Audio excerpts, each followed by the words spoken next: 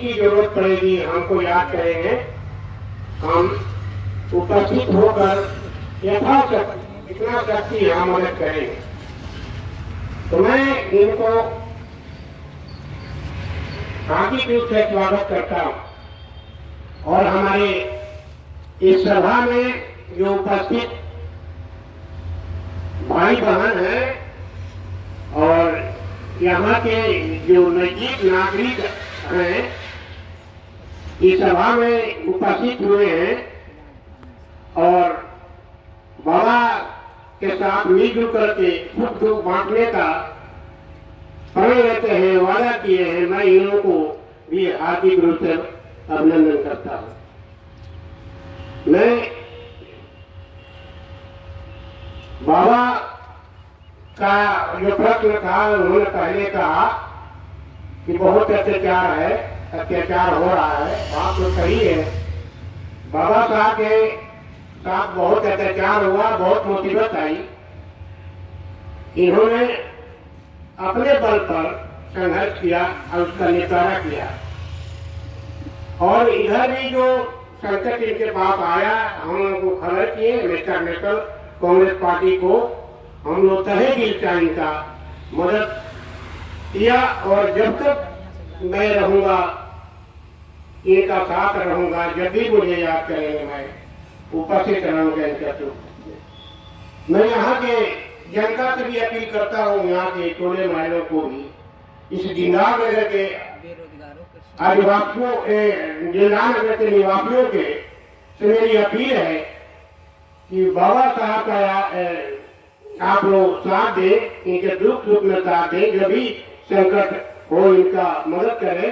और ये बाबा बहुत होनहार व्यक्ति हैं, सामाजिक व्यक्ति हैं, इन्होंने समाज को तकलीफ देखना नहीं चाहते हैं। तो मैं आप लोगों से अनुरोध करूंगा कि बाबा साहब का आप लोग मिल करके और इनको मदद करें, साथ दें, तभी समाज का कल्याण होगा।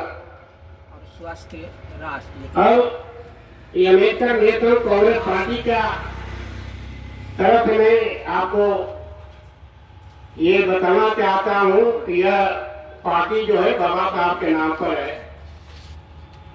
बाबा साहब का परिचय आप लोग जानते ही होंगे, मैं भी थोड़ा सा बता देता हूँ। बाबा साहब एक महार जाति में, इनका मऊ में जन्म हुआ था और इनकी मां 4 वर्ष के बाद एक्सपायर कर गई। जब से ये जन्म लिए तब से इनको दुख ही दुख रहा और इतना दुख था तो सब वर्णन करना बड़ा मुश्किल नहीं, बल समय ज्यादा लगेगा, आप लोग भी सब जानते ही हैं। तो इन्होंने बहुत बड़ा संघर्ष किया और संघर्ष में विजय प्राप्त किया। फिर भी गरीबी होते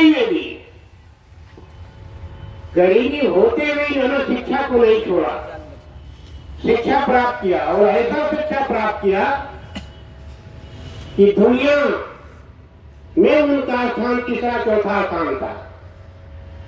भारत में तो उनके ऐसा विद्वान कोई हुआ ही नहीं, हमें उम्मीद है कि भारत में ऐसा विद्वान होगा। लेकिन उस विद्वान को भी इस हिंदुस्तान की जनता सवर्णों ने जो दुर्गति किया, उनके साथ अत्याचार किया, अछूत बनाया, ये बहुत ही दुखनीय बात है, बहुत ही अशोभनीय बात है। लेकिन फिर भी बाबा साहब अधीन नहीं हुए और सबका जवाब देते हुए आगे बढ़े। बाबा साहब इतनी गरीबी में थे कि उन्हें पढ़ने के लिए विदेश जाना था। ग्रेजुएशन करने के बाद बॉम्बे यूनिवर्सिटी से उन्होंने ग्रेजुएशन किया, बीए किया। इसके बाद उनको जाना था विदेश पढ़ने के लिए तो उनके पास पैसा नहीं था, तो बड़ौदा नरेश की मदद से उन्होंने गए, लंदन गए, लंदन नहीं अमेरिका गए और कोलंबिया यूनिवर्सिटी में एडमिशन लिया। वहां से उन्होंने 3 डिग्रियां ली, पीएचडी किए, इकोनॉमिक्स में उच्च शिक्षा लिए, साइंस में उच्च शिक्षा लिए, वहां से 3 डिग्रियां ली उन्होंने। इसके बाद वहां से भारत आए। भारत आने के बाद उन्होंने बड़ौदा नरेश का जो मदद किया उन्होंने, तो उन्होंने कहा कि ठीक है बाबा का को जो मदद की है बड़ौदा नरेश, उनकी मतलब पूर्ति जो है, उनका जो हम पर कर लगा हुआ है उसको हम उद्धार करेंगे। तो उन्होंने सब प्रथम जो है बड़ौदा नरेश की है लेफ्टिनेंट की नौकरी की, लेफ्टिनेंट अकाउंटेंट का। लेकिन देखिए इतना बड़ा विद्वान होने के बाद भी इस भारत को एक उनका ब्राह्मण जो था, चपरासी था, फाइल नहीं देता था टेबल पर। ये कितनी बड़ी दुख की बात है। तो बाबा साहब को अपने उठ करके लेना पड़ता था, लेते भी थे, लेकिन बाबा साहब ने यह महसूस किया वहां कि हमारे जैसा विद्वान इस भारत में नहीं है, तो हमारे साथ जो व्यवहार हो रहा है, अछूत कहा जा रहा है, तो हमारे समाज के लोगों के साथ क्या बीतता होगा। हालांकि वो तो जो बीतता था वो स्टूडेंट लाइफ में ही उन्होंने समझ लिया था, भोग लिया था, फिर भी यहाँ महसूस किया उन्होंने कि हमारे समाज के लोगों को कितनी तकलीफ है। बताइए कितने बड़े अपने समाज के लिए सोचते थे। तो वहां से उन्होंने बंबई चले गए, उनके पिताजी के साथ उन्होंने बंबई चले गए। वहां यूनिवर्सिटी में उन्होंने प्रोफेसर बने और वहां अपनी सेवा किए। कुछ पैसा लेकर के फिर ब्रिटेन चले गए पढ़ने के लिए। ब्रिटेन वहां पढ़े गए, तो वहां से उन्होंने भी 3 डिग्रियां ली। वहां से उन्होंने 3 डिग्री लिए और ये 12वीं की डिग्री वहां से पास करके चले आए। 12वीं किया और इंडिया चले आने के लिए उन्होंने जहाज में सवार हुआ। उसमें हवाई जहाज शायद नहीं था, हवाई जहाज से नहीं आए, लेकिन पानी के जहाज से उन्होंने आए। लेकिन वहां से पैकेट से जब चले तो बहुत दुर्लभ किताब लेके आए थे। और किताब में क्या क्या था जो दुर्लभ था, ढूंढ करके लाए थे। लेकिन जो जहाज में चले तो बीच समुद्र में ही उनकी जहाज जो है तो पीछे से पानी भर गया। तो उनका जितना भी दुर्लभ किताब था सब नष्ट हो गया। इसके बाद इसी तरह के जो सवार लोग थे उन पर आपत्ति नहीं आई, तो जिंदा रह गए। इसके बाद उन्होंने भारत आए। और भारत आने के बाद उन्होंने दलितों की सेवा लग गए करने में। दलितों की सेवा में आप समझते हैं कि इन्होंने सबसे बड़ा काम जो है संविधान को बनाया। संविधान बनाने के वक्त बहुत उनके पास आपत्ति आई। लोग अपना प्रस्ताव देते थे कि जो वोट का आप अधिकार देने जा रहे हैं वह सबको नहीं होना चाहिए। सबसे पहले उन्होंने कहा उन्होंने कि जो इंडिया में ग्रेजुएशन जो बीए पास है उसी को वोट देने का अधिकार होगा। बाबा साहब ने नकार दिया। फिर राजाओं ने उनको दबाव देना शुरू किया।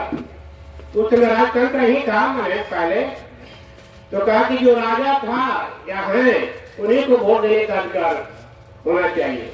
बाबा साहब ने इसको भी नकार दिया कि नहीं, यह देश जो है भारतवासियों का है। तो उन्होंने संविधान में पहले ही लैंग्वेज दिया, शब्द दिया कि पीपुल्स ऑफ इंडिया, भारत के लोग, भारत के का संविधान होना चाहिए। तो उन्होंने सबको वोट देने का अधिकार दिया। इसमें कोई उन्होंने भेदभाव नहीं किया और सबको वोट देने का अधिकार उन्होंने दिया।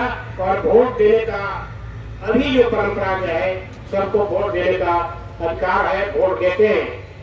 ऐसा पहले ये नहीं था।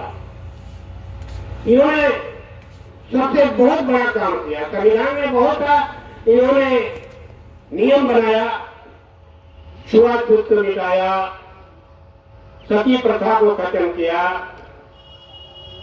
और जो दलितों को अधिकार था उन्होंने दिया। मैं विशेष अब मैं क्या कहूं, अब इन्हीं शब्दों के साथ मैं अपना भाषण समाप्त करूंगा और बाबा से अनुरोध करूंगा कि अम्बेडकर नेशनल पार्टी के तरफ से आपकी जो नाराजगी है वह मैं आग्रह करूंगा कि नहीं होना चाहिए। समाज में होता है ऊंच नीच, थोड़ा उठाव पटक होता है, इसको अपने दिल में नहीं रखना है। जुड़ के रहिए, हम लोग भी आपके साथ जुड़े हुए हैं, जुड़े रहेंगे। बस इन्हीं शब्दों के साथ मैं अपना संचार समाप्त करता हूँ। जय हिंद, जय भारत, जय अम्बेडकर, जय भीम। इनका शारदा देवी नाम है। थोड़ा सा भी अपनी बातों को रखते हैं। बहुत अच्छी बात है।